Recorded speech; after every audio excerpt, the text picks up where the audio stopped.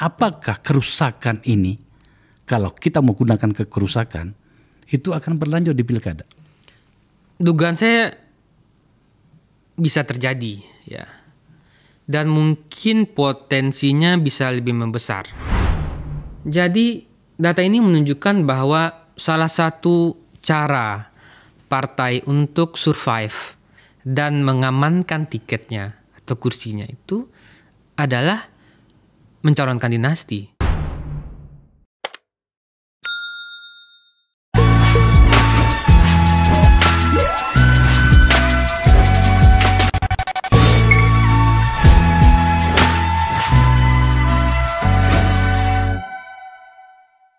Usia Republik Indonesia, negeri tercinta ini semakin menua.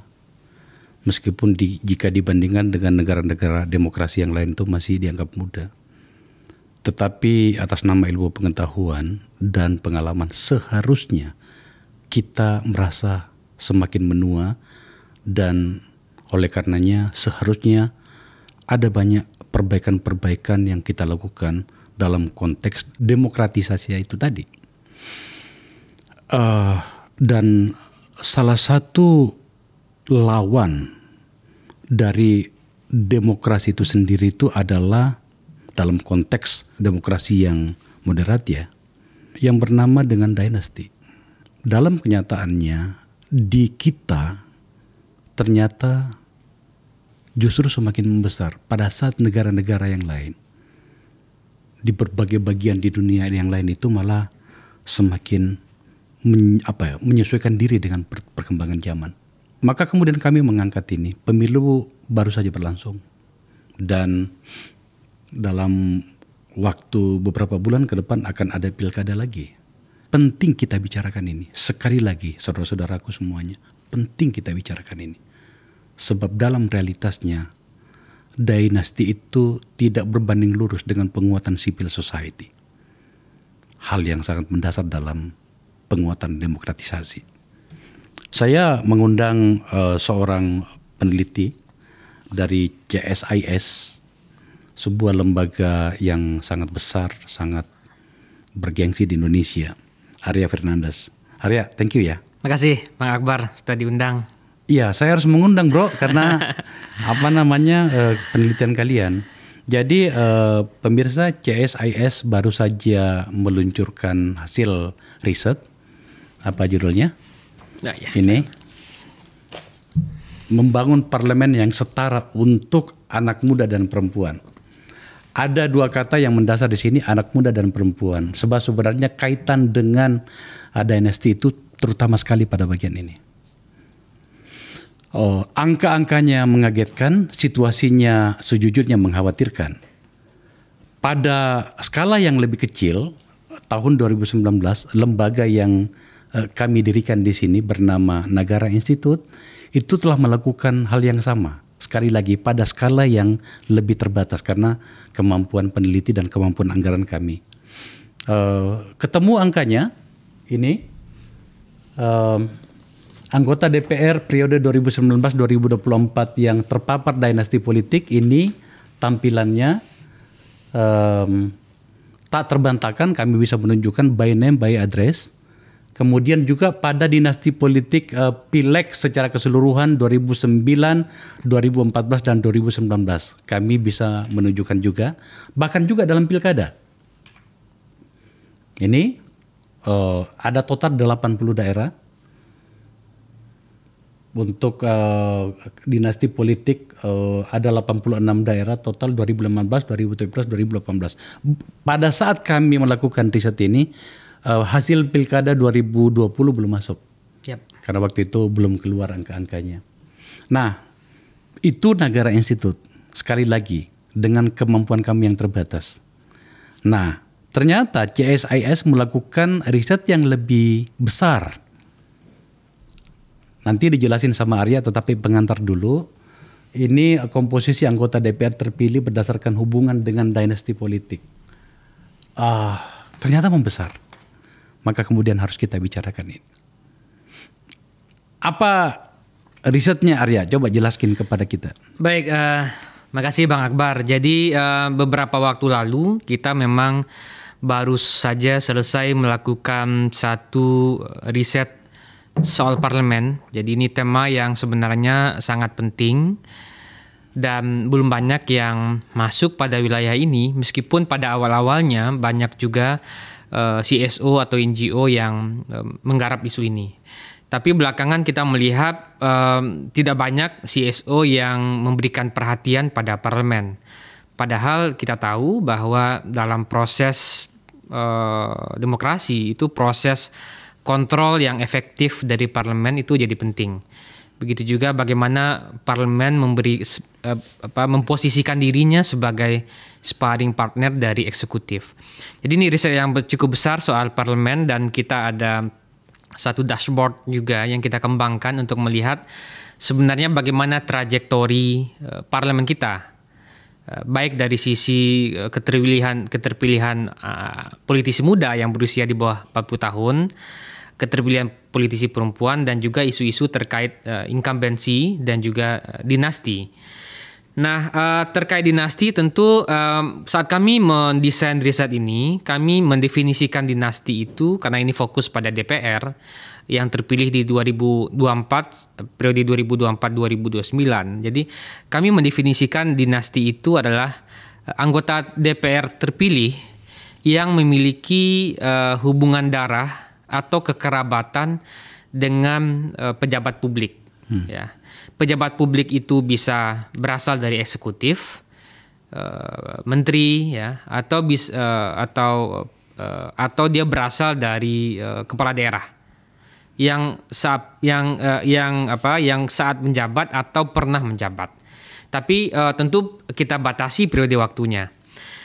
Nah, kemudian kami saya dan teman-teman di departemen kemudian mencoba ini proses yang bertahap. Jadi setelah KPU menerbitkan surat keputusan soal perolehan suara partai per daerah pemilihan, kemudian kita mencoba mengestimasi berapa perolehan suara, berapa perolehan kursi masing-masing partai per masing-masing daerah pemilihan.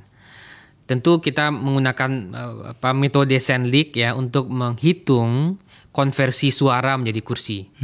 Nah, itu kemudian kita hitung misalnya partai X dapat berapa kursi di dapil mana dan anggotanya siapa. Meskipun saat ini partai tengah berjuang untuk beberapa daerah pemilihan, masih ada beberapa dapil konstitusi sih. Ya. Meskipun menurut kita tidak akan banyak perubahan dari estimasi yang kita lakukan. Nah, kemudian dari sana kita turunkan pada beberapa isu ya. Salah satunya yang kita bahas sekarang soal dinasti politik ya. Yang membuat saya sepakat dengan Bang Akbar tadi bahwa evolusi dinasti politik ini berkembang dengan cepat dan di luar perkiraan kita. Dan menurut saya itu tidak butuh waktu yang panjang bagi elit dari dinasti politik untuk mengkonsolidasikan dirinya dan kemudian membangun atau mengorganisir dinasti baru. Misalnya kalau Bang Akbar sebagai aktivis politik dulu kan membangun karirnya agak panjang, mulai dari mahasiswa sampai kemudian menjadi anggota parlemen. Ya.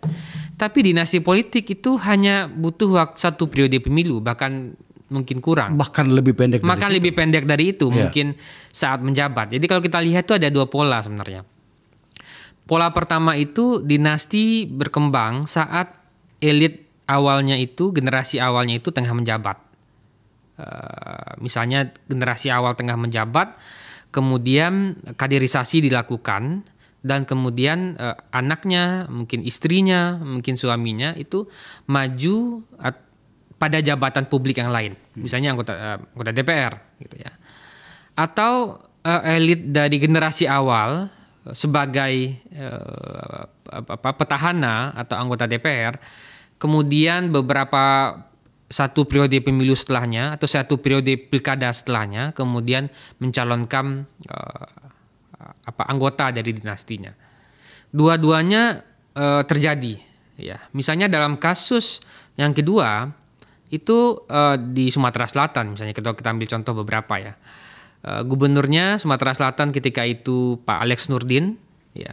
Kemudian setelah menyelesaikan 2 term di pemerintahan, kemudian mencalonkan anaknya Dodi Alex Nurdin, ya.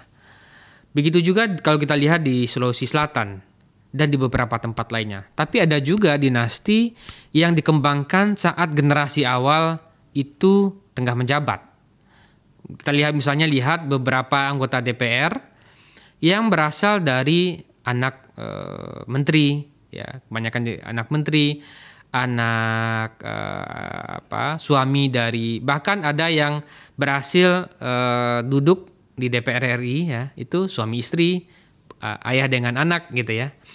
Nah, kalau kita hitung Bang Akbar, kalau kita lihat datanya itu mungkin setelah ini ya. Jadi kalau kita lihat berdasarkan dari total 580 kursi DPR. Nah ini, misalkan total, jadi kursi DPR totalnya 580 pada 8 partai politik ya, karena P3 tidak lolos PT, itu estimasi kita PDI Perjuangan di 110 kursi masih menang. Yeah.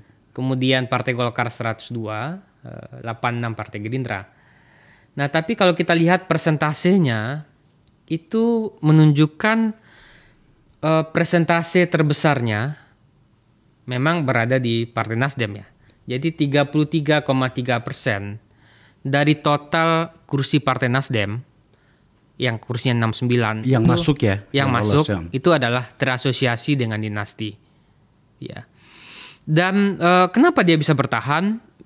Tentu banyak riset yang melakukannya. Ada yang berargumen bahwa dia bertahan karena punya kapital yang kuat ya. Dia bertahan karena political resource yang kuat gitu, resources yang kuat gitu. Tapi kalau kita lihat banyaknya bertahan juga karena mendapatkan semacam privilege ketika mencalonkan. Pada beberapa dinasti itu diuntungkan kan, misalnya karena maju di daerah pemilihan yang menjadi basis partai politik dan berada di nomor urut 1. Nah itu pola-pola yang terjadi. Nah yang kedua tentu juga PDIP cukup besar juga lokasinya ya, 110 kursinya yang terasosiasi dengan dinasti politik 27,3. Nah kalau kita lihat pada slide berikutnya, pertanyaannya kira-kira nih dari partai-partai ini backgroundnya, profilnya seperti apa? Gitu ya.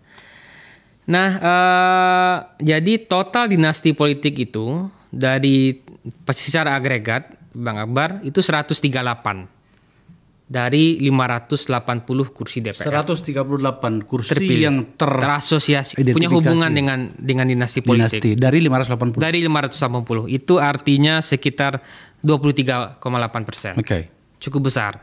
Itu tunggu dulu. Pada bagian ini saya mau perjelas. Terasosiasi itu apakah seperti kesimpulan dan atau penamaan dinasti dalam pola pikir undang-undang yang pernah dibatalkan MK dulu? Iya, benar. Keluarga inti. Keluarga inti dan ini. Jadi kita mendefinisikan itu adalah yang dibatalkan MK itu. Jadi orang anggota DPR terpilih yang memiliki hubungan darah atau kekerabatan dengan petahana ya. Petahana atau mantan petahana. Iya. Baik itu ke atas, ke samping, ke bawah. Iya. Jadi kemudian kita kategorikan. Jadi ada anak, istri, adik, suami, kakak, ponakan, dan ada beberapa lainnya ya. Okay. Sepupu dan segala macam Okay. gitu. Nah, tapi kalau kita lihat ini memang dari 138 53 diantaranya itu atau 38,4% adalah anak. Adalah anak. Ya. Oke. Kalau kita lihat ya, misalnya kalau kita sebut beberapa nama, itu kan di Partai Golkar ada anaknya Ketum Pak Erlangga. Di PAN ada anaknya Pak Zulkifli Hasan. Kemudian di PDIP ada anaknya Ibu Puan, Pak Puan. Ada anaknya Pak Pram mungkin ya. Dan beberapa nama-nama lainnya. Iya. Gitu. Jadi anak cukup banyak ya. Kemudian istrinya juga cukup banyak juga, ada 30. Mungkin dia anak dari kepala daerah tertentu ya, misalnya di Bengkulu gitu ya. Atau di beberapa tempat lainnya di Sumatera Barat. Ada juga adik ya. Yang juga kita juga punya data bahwa ada suatu kekerabatan ayah dengan anak, suami dengan istri yang juga berhasil menjadi anggota DPR gitu. Tapi yang menarik lagi begini, sejak lama sebenarnya Bang Akbar, itu banyak negara di Amerika Latin itu sudah mulai memikirkan satu cara bagaimana membatasi quote unquote ya dinasti politik ini. Karena ada beberapa satu kajian yang menunjukkan bahwa ketika dinasti politik di Amerika Latin itu dibatasi, itu demokrasinya semakin baik, semakin berkualitas. Makanya misalnya beberapa negara itu bahkan sudah mengatur dinasti politik itu sejak tahun 40-an. Meskipun sebagian besar itu sudah mengaturnya di tahun 80-an. Jadi model-model pembatasannya banyak. Ada yang model penjedaan. Jadi menjedakan tidak bisa mencalonkan diri pada saat petahana atau yang hubungan dengan dinasti politik tengah menjabat. Ada juga yang membatasi misalnya dengan tidak bisa mencalonkan diri dari dinasti itu kalau misalnya jabatan tersebut pernah diemban oleh generasi awalnya. Oh gitu ya? Ya. Gini sebenarnya saya tuh sambil kau bicara Arya itu sebenarnya itu saya sedih. Sebab baik ketika saya masih berada di parlemen dan sempat membuat undang-undang soal ini, maupun hari ini ketika tidak lagi di parlemen, lembaga yang saya pimpin di sini itu fokus dan concern pada isu ini. Makanya kemudian tadi kami tampilkan hasil riset negara. Saya hadir waktu diluncurkan. Iya. Nah itu 5 tahun yang lalu ya, 2019 gitu ya. Sedihnya kenapa? Sebab sebenarnya pernah pada suatu masa DPR RI itu mencoba untuk tampil dan berbuat seperti seharusnya. Apa yang saya maksud adalah pernah dulu ketika kami masih membuat revisi paket undang-undang politik itu bikin pembatasan itu.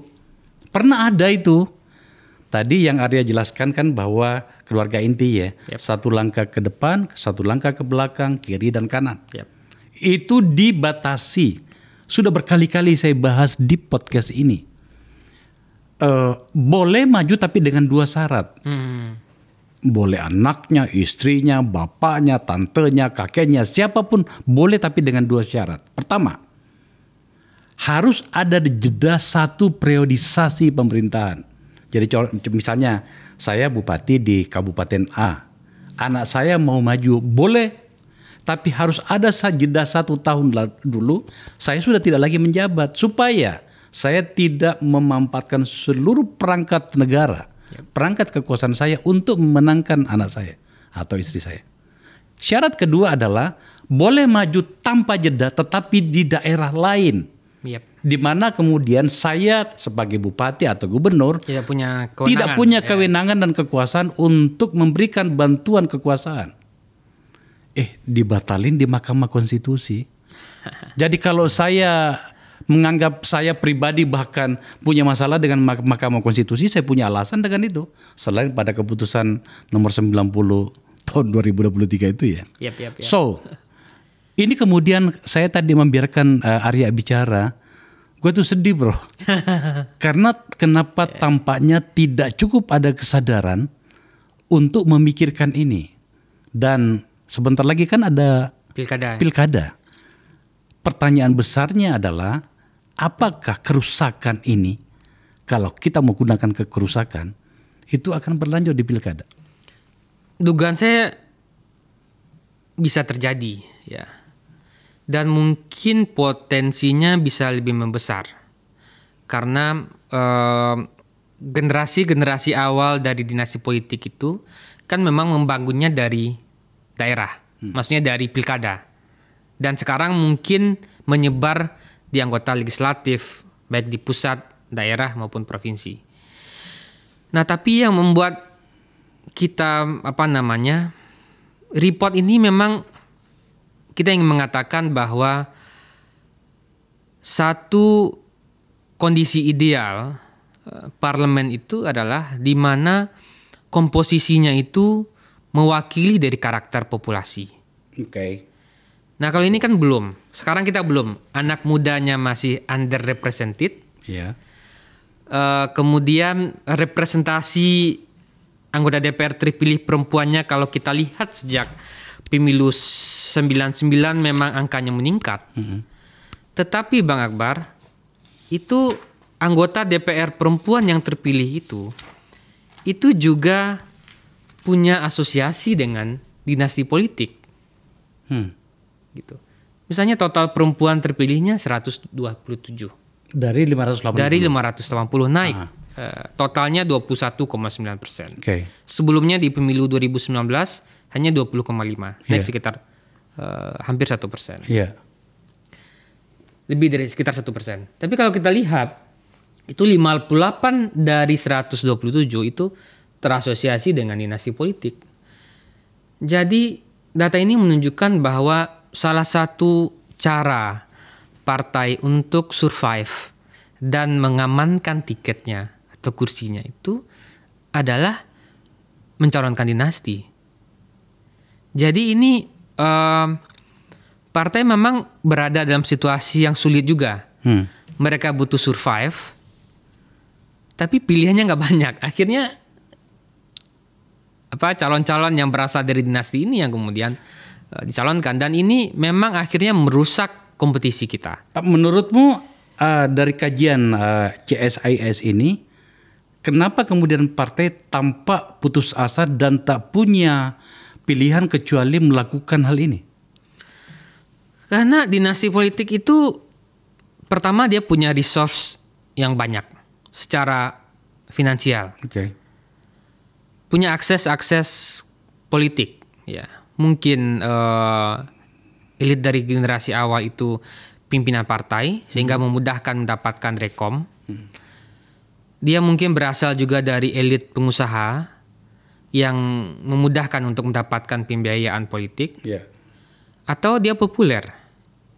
Nah, kalau ini berkembang, itu yang bermasalah akhirnya kompetisi. Yeah. Kenapa begitu? Karena nggak semua orang akhirnya punya kesempatan untuk bisa mencalonkan diri. Yeah. Misalnya kita bayangkan, aktivis mahasiswa selesai kuliah, kemudian 2 tahun, 3 tahun aktif di organisasi politik, kemudian mau mencalonkan diri. Kira-kira pertanyaannya, dapat dananya dari mana? Bagaimana dia melakukan fundraising? Siapa yang mau bantu dia untuk mencalonkan diri? Dengan kondisi seperti ini, saya nggak bisa bayangkan aktivis NGO, aktivis CSO, aktivis organisasi keagamaan, aktivis mahasiswa untuk bisa tarung dengan dinasti politik yang punya semuanya.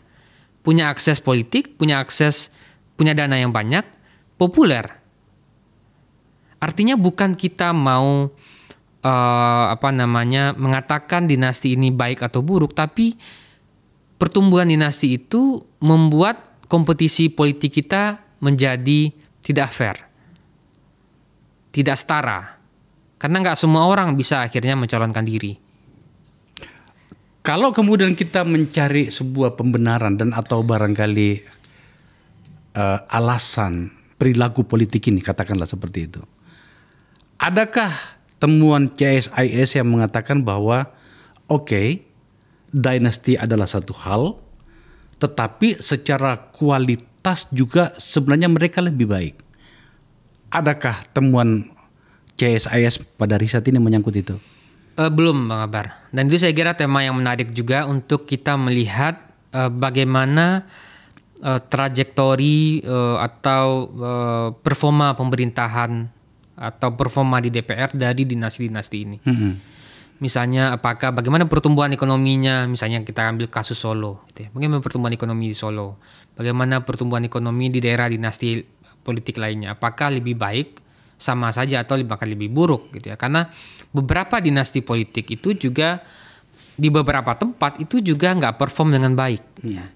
Jadi saya kira itu tema yang menarik dan layak untuk diriset, Bang. Nah, makanya saya ingin, meskipun sebagai orang yang pernah di sana, saya punya ada banyak argumen menyangkut itu, berikut dengan catatan-catatan kritis maksud saya.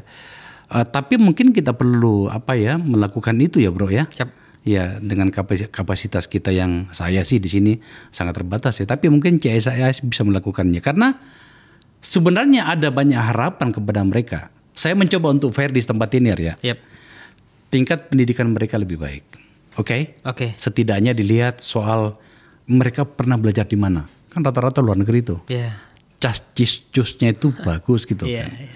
Kemudian mungkin lebih fasih dia melihat cita rasa politik karena dia berada dalam sebuah komunitas. Networkingnya itu politik gitu kan. Yeah. Jadi dia bisa mengasah dirinya lebih cepat.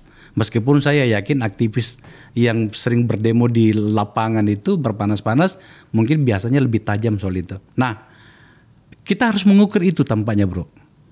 Agar kemudian kita juga bisa dianggap fair. Sebab hari ini saya katakan bahwa sampai pada 5 tahun saya keluar dari parlemen, saya tidak melihat ada dinasti yang sangat menonjol. Beberapa nama mungkin dia muncul ya. Tetapi saya berharap sih anak-anak penggede yang tampaknya menerima fasilitas politik luar biasa ini melakukan sesuatu yang signifikan untuk masa depan bangsanya, bukan hari ini. Sepakat. Apa catatanmu bro? Saya sepakat bang.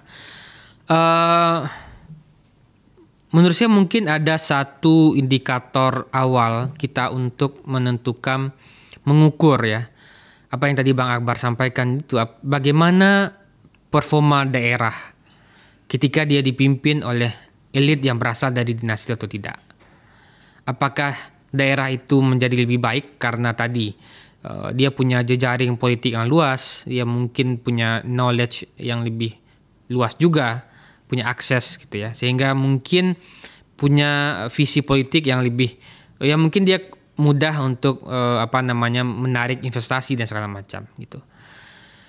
Tapi yang menarik lagi menurut saya begini, di beberapa tempat itu menunjukkan pola yang berbeda-beda juga. Misalnya begini, terutama bagaimana dinasti bisa survive. Ada daerah yang menunjukkan kalau dinasti berkompetisi dengan kepala daerah yang dianggap berhasil dan populer, itu dinasti akan susah berkompetisinya. Misalnya contohnya Kalbar. Kalbar ketika itu ada Pak Cornelis, gubernur 2 periode di Kalimantan Barat dari PDI Perjuangan. Kemudian setelah selesai mencalonkan anaknya, saya lupa namanya. Karolin ya, Bupati Landak. Ya. Sebelumnya juga Pak Cornelis ini juga Bupati di Landak. Ya. Memang trajektori dinasti seperti itu.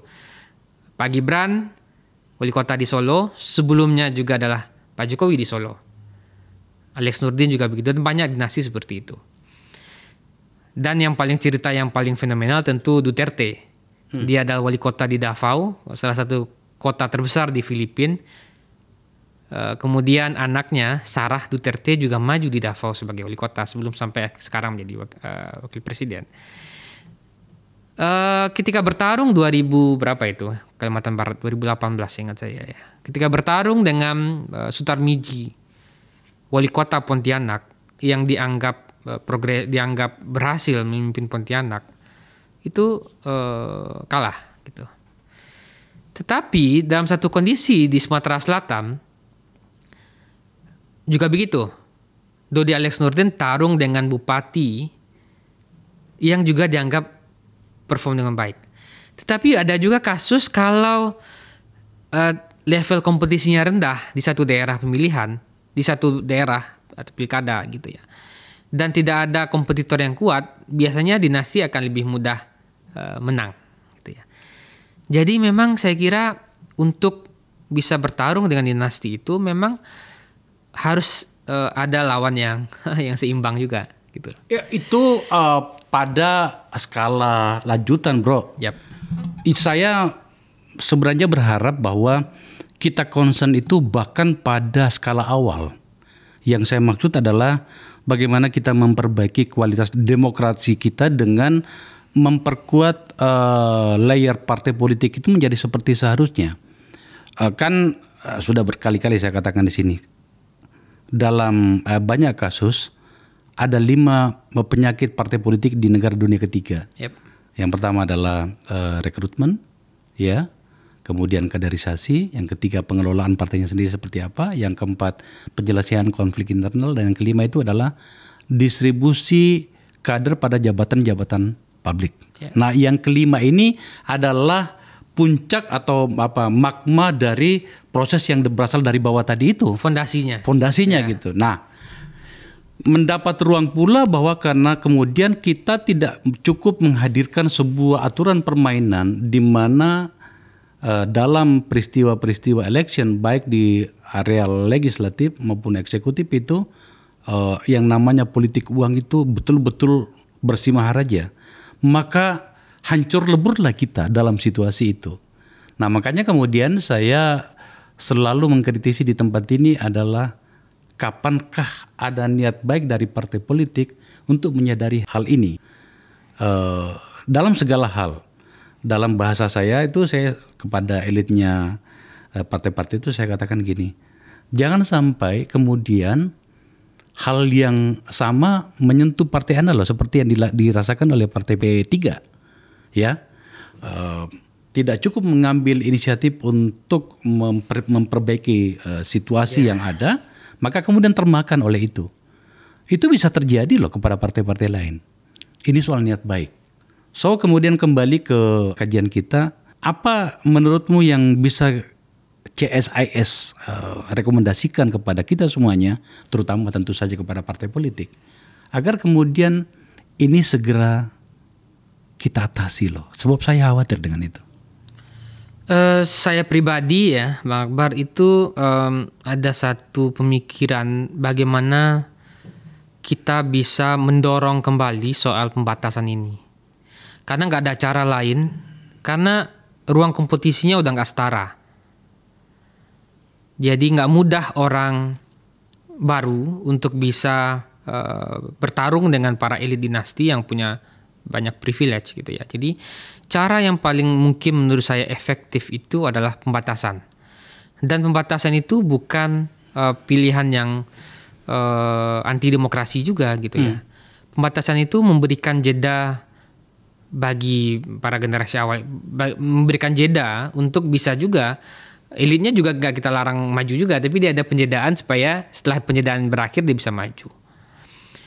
Nah, yang kedua menurut saya juga adalah, dan ini sudah usaha keras yang sudah dilakukan sejak lama ya, meskipun belum juga berhasil dilakukannya, terutama bagaimana mendorong reformasi kepartaian.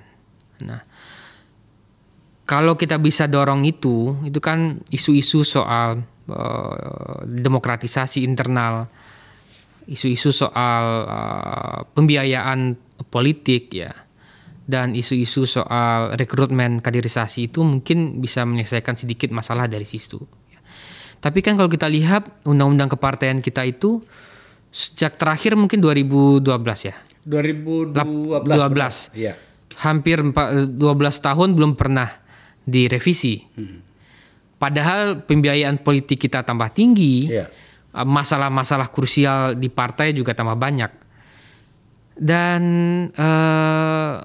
yang ketiga menurut saya juga adalah seperti tadi saya sampaikan di awal, komposisi yang ideal parlemen itu bagaimana struktur atau komposisi elitnya itu setidaknya mewakili dari karakter populasi.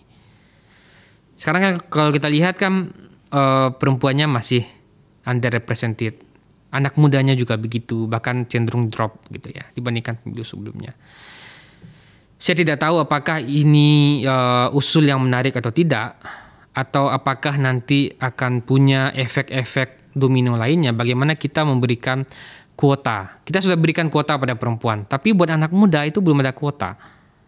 Mungkin kuota pencalonan misalnya, taruhlah 10%, 20% misalnya. Nah, karena kalau tidak, menurut saya agak susah bagi anak-anak muda yang bukan berasal dari, saya di sini menggunakan anak-anak muda atau orang-orang biasa untuk bisa mencalonkan diri dan untuk terpilih. Iya, oke, setuju saya kalau soal itu. Tapi bagaimana kalau kemudian situasinya sama dengan yang terjadi pada klaster perempuan tadi? Dia sudah diberikan kuota, tetapi lagi ya? Itu tadi gimana menjaminnya?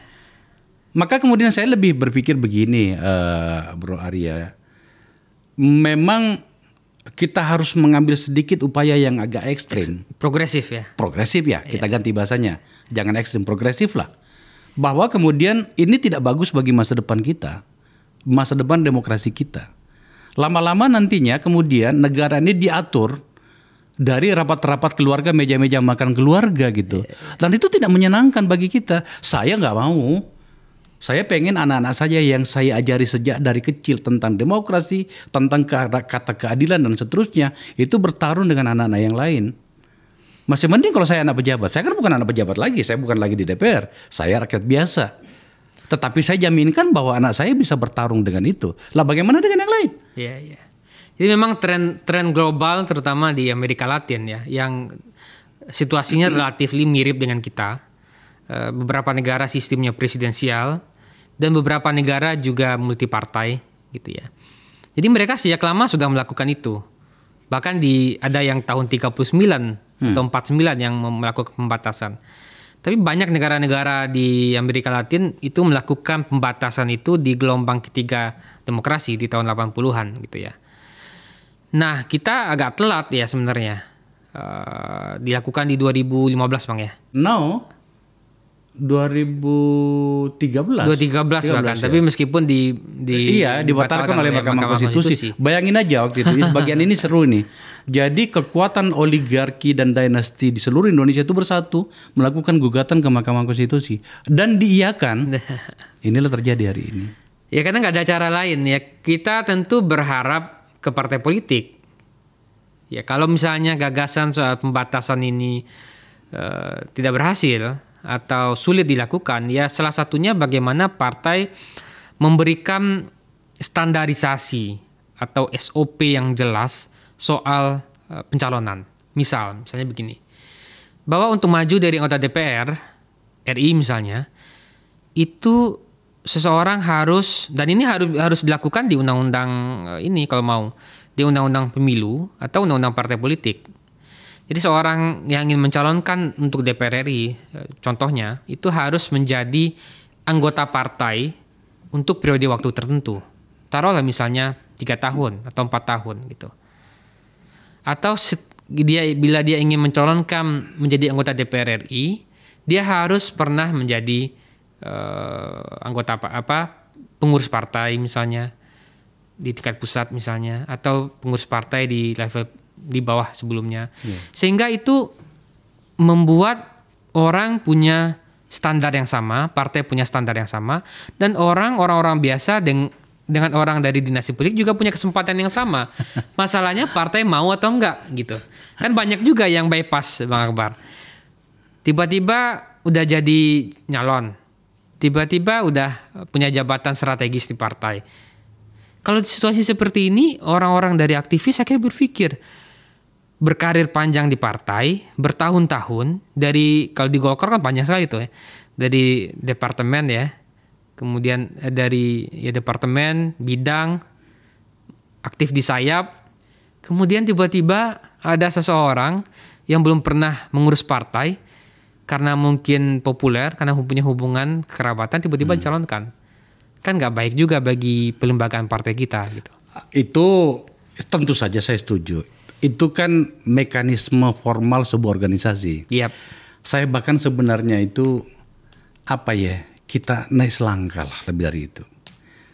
Misalnya ya, Arya misalnya pengen anaknya menjadi politisi. Ya sejak dari awal latih dia sebagai politisi. Membaca buku tentang politisi. Yep. Bergaul dengan para aktivisme. Membaca buku-buku pergerakan. Melatih jiwanya tentang kata keadilan, ya kan? Yeah. Supaya kemudian dia mateng. Lah ini ada anak yang di masa kecilnya cengeng di sekolah, petatang petenteng di kantin sekolah, bayar teman-temannya, sok kaya, masuk remaja balapan di jalan dengan mobil orang tuanya, ya kan? Berantem ditahan sama polisi hanya 5 menit, bapaknya datang ambil. Setelah itu pergi sekolah. Entah buku apa yang dia baca, pulang-pulang tiba-tiba menjadi politisi dan pengen diakui sebagai politisi. Sementara jiwanya itu adalah jiwa-jiwa oligark gitu loh. Nah, saya maunya itu kita lebih maju dari situ. Makanya saya sangat kritis di sini. Tidak banyak Anda politisi muda yang saya undang ke sini. Dan yang saya undang ke sini memang kami di sini sangat selektif ya. Dan memang anak-anak yang di sini yang datang ini betul-betul saya uji pikirannya. Sebab saya yakin itu banyak di dalam sana tuh. Banyak mutiara terpendam. Banyak mutiara terpendam gitu. Nah itu pikiran saya, Arya. Ngomong-ngomong yang tadi ini kan masih DPR RI kan? DPR RI. Belum sampai ke DPRD provinsi. DPRD belum. Sama parah. Mungkin lebih parah ya. Itu dia. Nah ini apa namanya ini komposisi grafisnya lebih bagus nih. Iya.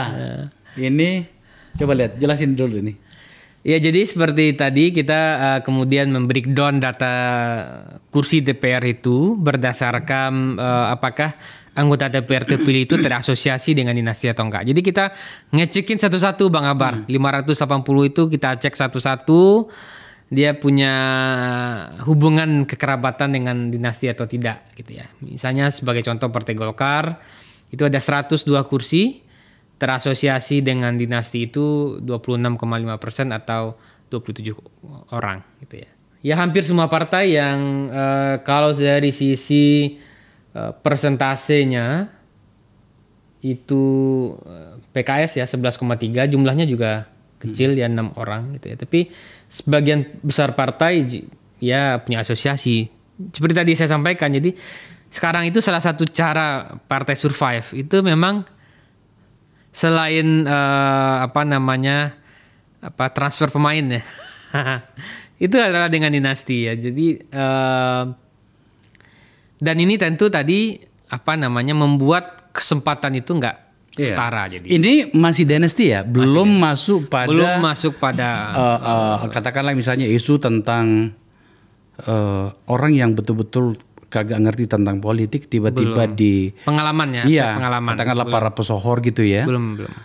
Kenapa sampai harus kita bicarakan ini? Karena memang saya yakin betul dan saya mau berdebat dengan siapa saja menyangkut ini bahwa kualitas demokrasi kita, kualitas kenegaraan kita menjadi bias karena kita tidak terukur dalam rekrutmen orang seperti ini gitu. Coba lihat di DPR. Ya. Setidaknya pada masa saya dulu atau bahkan 5 tahun terakhir ini, karena saya tidak lagi di 5 tahun terakhir ini, yang muncul ke publik untuk menawarkan pikiran dengan seluruh gaya mereka itu kan itu saja.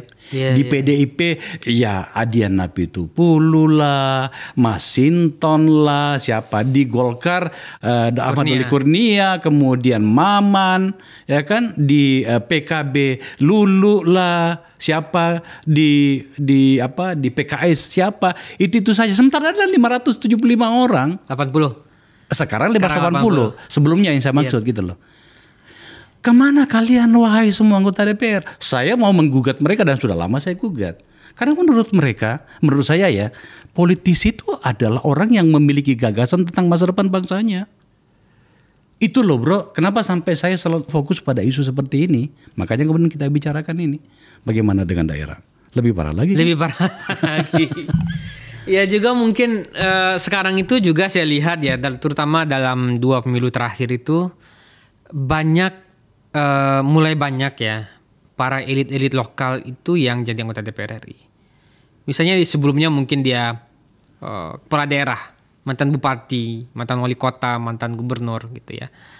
Kemudian masuk Jakarta. Saya tidak tahu apakah mungkin Bang Abar mungkin lebih paham, pertarungan politik Jakarta itu mungkin nggak semua orang bisa masuk juga, nggak semua orang bisa bermain juga. Oh maksudnya orang dari lokal yang masuk ke Jakarta. Itu problem besar. Itu problem besar. Karena apapun namanya, ya saya katakan begini sama teman-teman, DPR RI itu adalah panggung terbaik bagi Anda kalau Anda punya gagasan atas nama politik. DPR RI itu, Senayan itu adalah panggung hebat yang bisa digunakan. Yang bisa digunakan jika Anda menyebut diri Anda politisi dengan seluruh gagasan dan ide Anda. Tetapi kalau kemudian ternyata Anda datang ke sini bahkan gagap untuk itu, kenapa gagap? Karena kan tidak ada masa pelatihan yang cukup untuk itu. Hanya karena berdasarkan pada popularitas, ya kan? Makanya kan di kampung saya di Sulawesi Selatan itu ada anggota DPR calon pada masa kampanye mengatakan gini, wahai masyarakatku, salamnya bapak saya. Loh apa coba urusannya? gitu. Ya memang partai harus menyiapkan juga dengan serius untuk calon-calon anggota DPR yang nanti akan dilantik gitu ya. Karena kalau kita partai nggak menyiapkan dengan baik itu, bayangkan Bang Akbar, ini anggota DPR mungkin belum punya pengalaman sama sekali ngurus isu publik, nggak pernah punya pengalaman di DPR, di organisasi politik misalnya, tiba-tiba jadi anggota DPR akan bermitra dengan pemerintah yang sekarang jauh kualitasnya lebih baik. Jadi sekarang di pemerintahan itu, di kementerian-kementerian itu, resourcesnya tambah baik, SDM-nya tambah berkualitas karena banyak ASN yang kemudian melanjutkan studi di luar negeri segala macam, ada beasiswa, kualitasnya tambah membaik gitu ya. Yang akan jadi mitra DPR ini, sementara DPR ini staf khususnya mungkin dari anggota keluarganya, dari kerabatnya, mungkin staf khusus TA-nya mungkin nggak punya pengalaman. Gimana loh kebijakan publik kita mau didesain dengan situasi seperti ini? Ini poin bagus loh Mas. Tiba-tiba saya ingatin ya Mas Arya ya. Ini saya sebenarnya malu menceritakannya. Jadi pernah pada suatu waktu kami rapat dengan salah satu mitra kementerian. Menterinya itu teman saya. Dihajarlah oleh beberapa anggota DPR kan. Saya gunakan kata hajar sebab memang kadang-kadang sergapannya itu seenaknya saja gitu kan, tanpa basis data yang cukup gitu. Dia menunjukkan begini, serius gitu. Tapi tangannya, HP-nya ternyata bekerja di bawah. Dia lihat begini kan, tahu nggak? Dia ngirim WA ke saya. Tahu nggak apa bahasanya? Bang Akbar, tolong dong ajarin temennya bertanya gitu. Waduh. Malu saya. Tak ceritain kepada beberapa teman anggota DPR yang tangguh ya. Mereka mengatakan apalagi ini seperti ini loh situasinya. Nah, yang Arya sampaikan tadi itu ya saya pernah merasakannya. Bagaimana bisa kemudian pemerintahan ini berjalan normal ketika eksekutif lebih tangguh dibanding legislatifnya. Nggak bisa harus sama setara gitu. Bahkan di Perancis itu para menteri itu menghabiskan waktu itu berdebat dengan parlemennya, dengan situasinya gitu ya. Satu kebijakan itu detail banget, tidak ada kata atau bahasa saling memuji-muji di situ. Nah, kalau anggota DPR-nya lemot bagaimana coba? Itu jadi PR besar karena gini, misalnya anggota Komisi 1 ya, atau Komisi 2, Komisi 3, semua komisi lah. Mereka akan bermitra dengan mungkin di atas 10 kementerian. Atau di atas 5 lah. Rata-rata sih 10 sampai 14 ya. Sampai 14 kementerian. Setiap kementerian itu ada direktoratnya, ada kesekjenannya yang mungkin menyiapkan bahan lebih serius sekali. SDM-nya banyak. Ya, meskipun banyak juga yang kacau. Ya, tapi DPR kan gak banyak tenaga ahli yang bisa diperbantukan untuk meriset. Saya kayak Komisi 1 dia sama Komisi 1 itu sama Kemenlu, TNI, Kemenlu, Menkominfo, ya kan, gitu banyak tuh. sekali. Nah itu yang saya maksud itu. Jadi memang partai harus menyiapkannya dengan baik. Tidak bisa tidak. Dan saya jujur ya, betul-betul berharap betul, karena saya tidak sok tua ya, saya tidak sok senior. Saya berharap ini mulai dipikirkan oleh partai-partai politik. Saya melihat ada beberapa partai yang gelisah dengan itu. Saya kenal elit-elitnya. Mereka sudah melakukan riset survei dan begitu rajin saya undang ke sini. Saya menganggap bahwa itu adalah sebuah kegelisahan ya. Tapi kan kegelisahan itu harus terlembagakan. Terlembagakan baik di internal maupun secara lebih besar. Apa yang saya maksud adalah segera revisi undang-undangnya. Menyenangkan bagi saya, Arya, ini Ketua Komisi 2, salah satu kader hebat Golkar itu, Ahmad Doli Kurnia duduk di sini mengatakan gini, Bang, kami sudah bersepakat akan merevisi itu. Senang saya. Kami tunggu itu karena jangan sampai kemudian yang direvisi adalah undang-undang yang justru mematikan kita, tanda petik ya, sebagai sebuah bangsa. Tapi ini yang penting ini tidak direvisi. Coba saya dengarkan ada 4 undang-undang yang sudah direvisi nih, diajukan untuk direvisi. Salah satunya adalah undang-undang celaka itu loh. Penyiaran. Saya sebutnya undang-undang celaka gitu ya. Mohon maaf Pak Menteri, sahabat saya, itu undang-undang celaka itu, jangan teruskan itu. Nah, masa itu yang direvisi? Ya. Sementara ada yang lainnya ini yang sangat mendasar bagi kita sebagai sebuah bangsa, nggak direvisi. Nah, sudah ada janji dari Om Doli, kita tunggu itu. Apa catatanmu, Bro?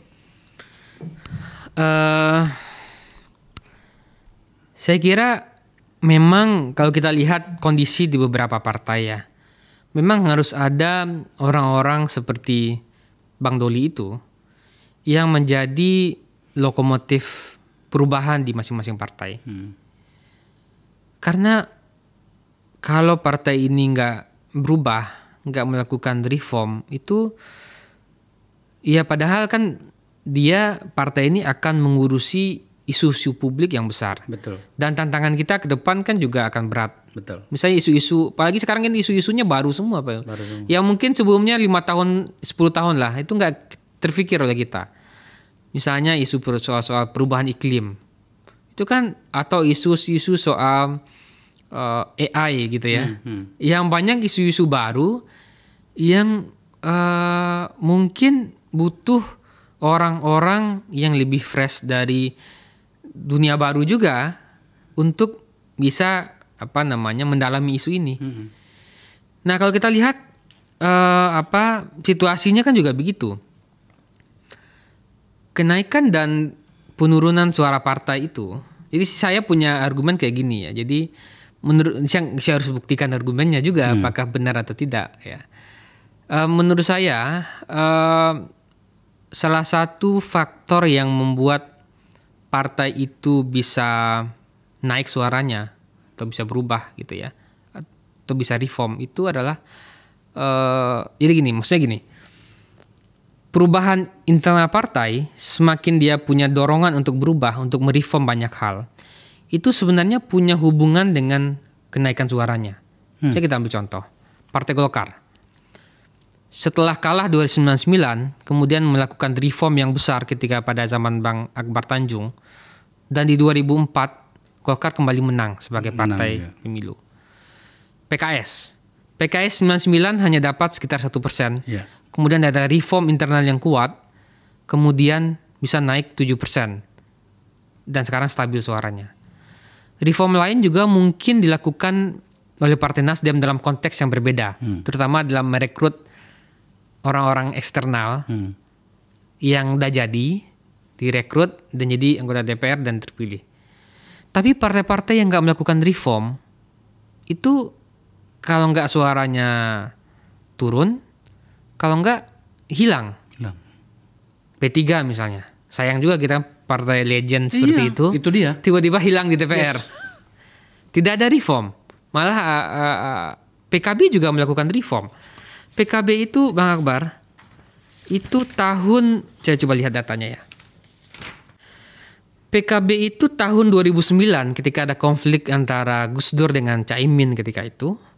2009 suara PKB drop dari 10,6 di 2024 drop menjadi 4,9. Jadi PKB hampir hilang 5% suara. 2009 hanya dapat 4%, 4,9%. Tiba-tiba 2014 naik jadi 9%. Pasti ada reform yang dilakukan, nggak mungkin Kak. Jadi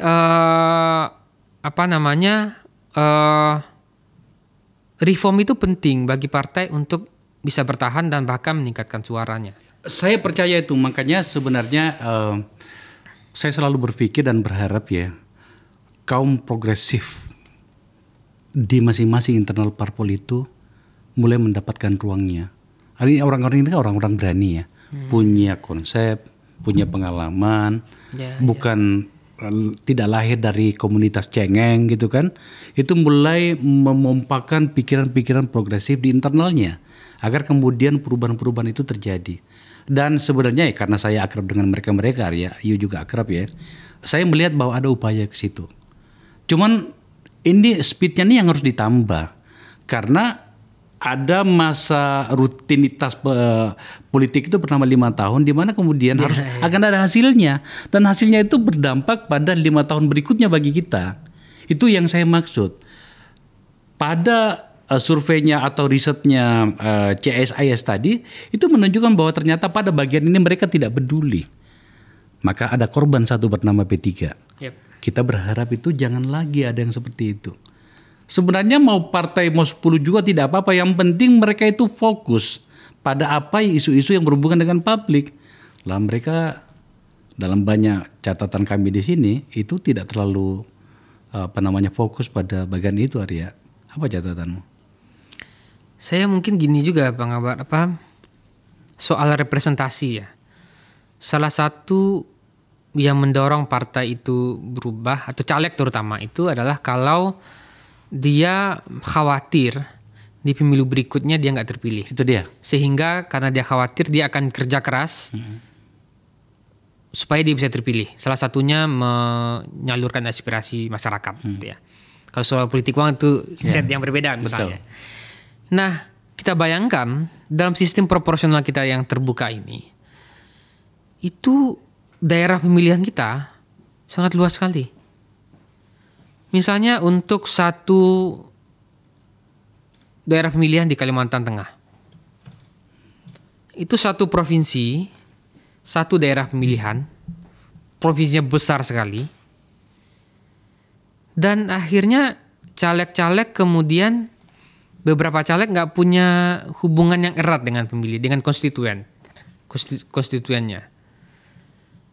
Kebayangkan kalau misalnya saya caleg itu, pasti saya akan fokus pada daerah-daerah pemilihan yang menyumbang suara banyak.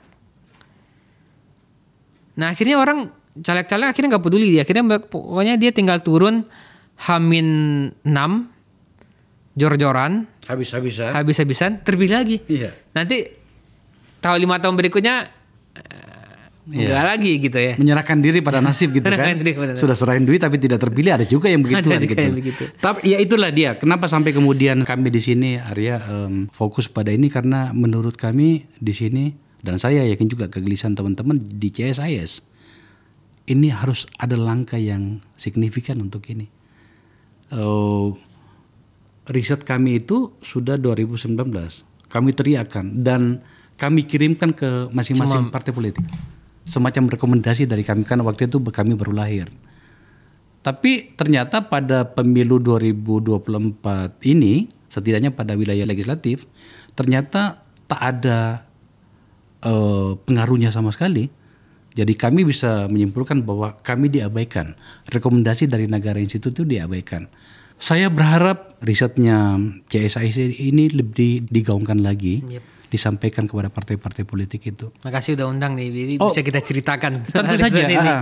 Kami dengan rasa rendah diri barangkali ya, menawarkan jika kemudian CSIS mengajak kami bekerja sama dan berdiskusi pada level mungkin yang terbatas itu, kami sangat bersedia. Setidaknya barangkali forum ini Anda boleh pakai. Saya ulangi lagi, Anda boleh pakai untuk itu. Itulah peran kami kepada masyarakat dalam hal penguatan civil society. Sekali lagi Mas Arya, makasih ya. Makasih Bang Akbar sudah undang untuk berbagi ya. Iya, salam untuk perbaikan. Oh tentu saja. Salam untuk teman-teman di CSIS. Sama-sama. Ya. Pemirsa, itu diskusi kita dengan riset dari CSIS. Ini harus kita bicarakan. Saya berharap ada banyak pihak yang tersinggung.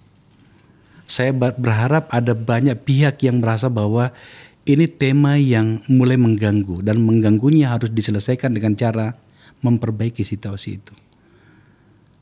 Saya bisa menjamin kalau partai-partai politik membuka diri pada pikiran-pikiran genuine yang ada banyak bertebaran di luar sana, ya itu bahkan partai itu mungkin bisa mencapai kesuksesan yang lebih besar dari apa yang dicapai hari ini. Bagaimana dengan anak-anak kaum dinasti ini? Boleh saja, kita nggak melarang, tetapi tunjukkan bahwa Anda layak mendapatkan kepercayaan menjadi orang yang mengurusin kami semuanya atas nama publik. Sayangnya dalam banyak catatan itu tidak tersampaikan dengan baik. Setidaknya kami di sini tidak mendengarkan. Ada 1-2 orang barangkali, tapi itu tidak cukup. Negeri ini terlalu besar hanya untuk diurus oleh 1-2 keluarga. negeri ini terlalu besar jika kemudian seluruh kepentingan kami rakyat yang ratusan juta ini Anda bicarakan hanya di meja makan Anda. Dan tentu saja yang paling utama yang Anda bicarakan adalah kepentingan Anda di situ. Itu tidak bagus bagi kami. Kami di sini akan mengkritisinya. Dan hari ini kami mengundang CSIS untuk bicarakan itu. Terima kasih atas percakapan ini.